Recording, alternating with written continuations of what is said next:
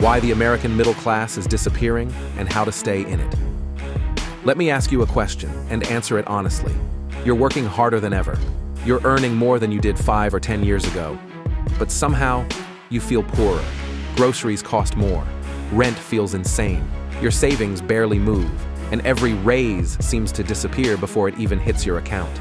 If you feel like you're doing everything right but still falling behind, this video is for you.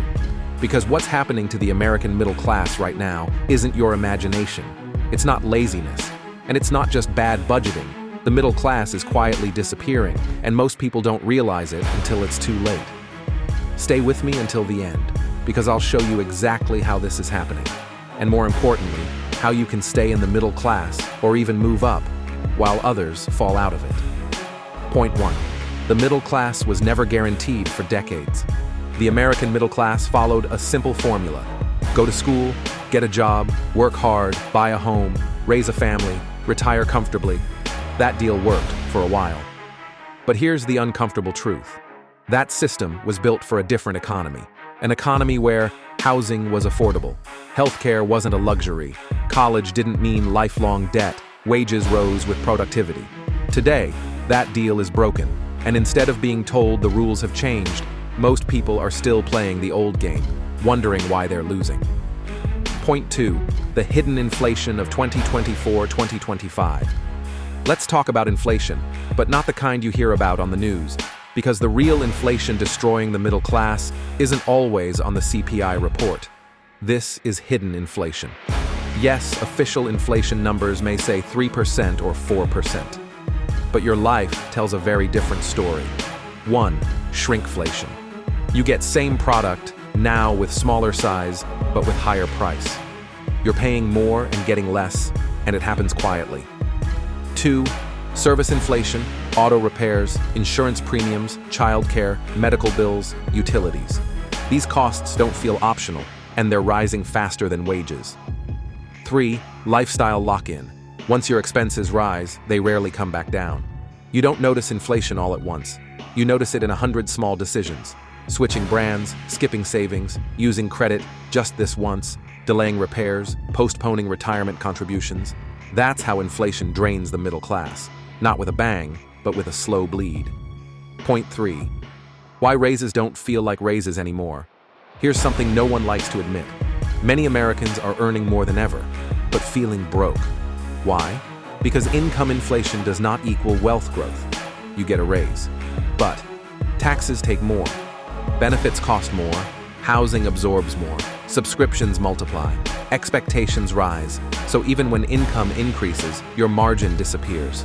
And margin is what defines the middle class. Not income, not lifestyle, but margin. The moment your margin is gone, you're no longer middle class. You're just one emergency away from collapse. Point 4. Lifestyle creep versus real cost of living. Now let's talk about something uncomfortable, but necessary. Lifestyle creep. Lifestyle creep isn't about being irresponsible. It's about responding to pressure.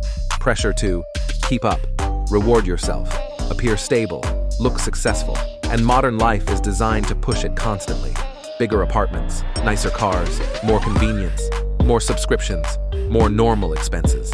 But here's the trap. Lifestyle creep grows faster than happiness and faster than income. Meanwhile, real cost of living keeps rising.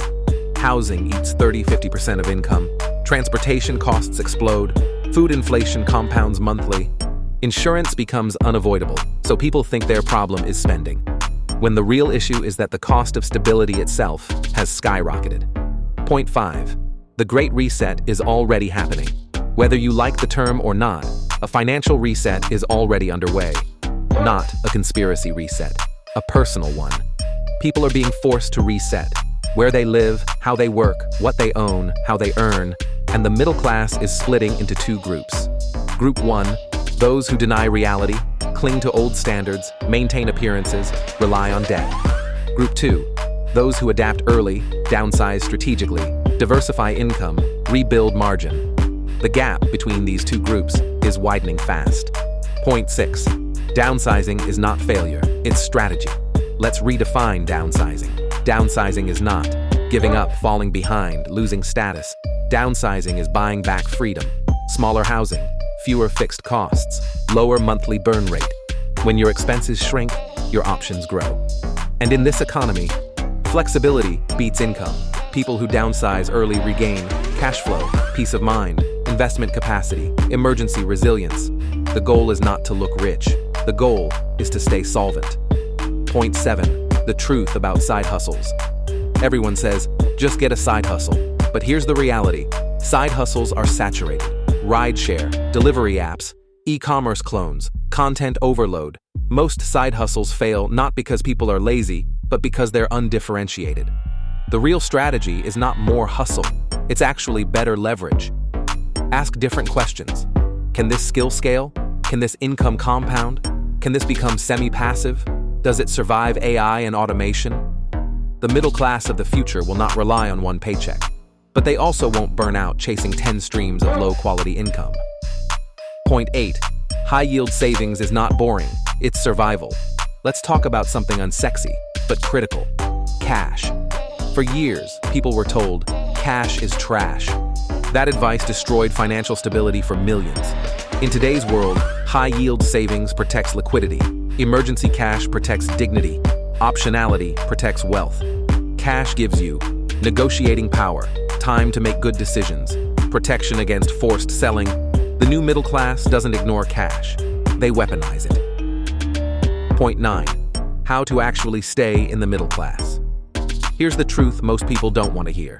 Staying middle class today requires intentional design. Not hope, not loyalty, not tradition, but design. That means living below your means even when you can afford more, reducing fixed expenses aggressively, diversifying income intentionally, prioritizing margin over image, preparing for instability instead of assuming stability. The old rules rewarded obedience. The new rules reward adaptability. Now the final message. If you feel frustrated, if you feel validated, if you feel like something is off but you couldn't name it, you're not broken. The system changed, and the people who survive this era won't be the ones who earn the most, but the ones who see reality clearly and act early. The American middle class isn't disappearing overnight. It's being slowly filtered. And now that you understand how it works, you get to choose which side you're on. If this video is helpful, please subscribe, like, and comment for more financial tips.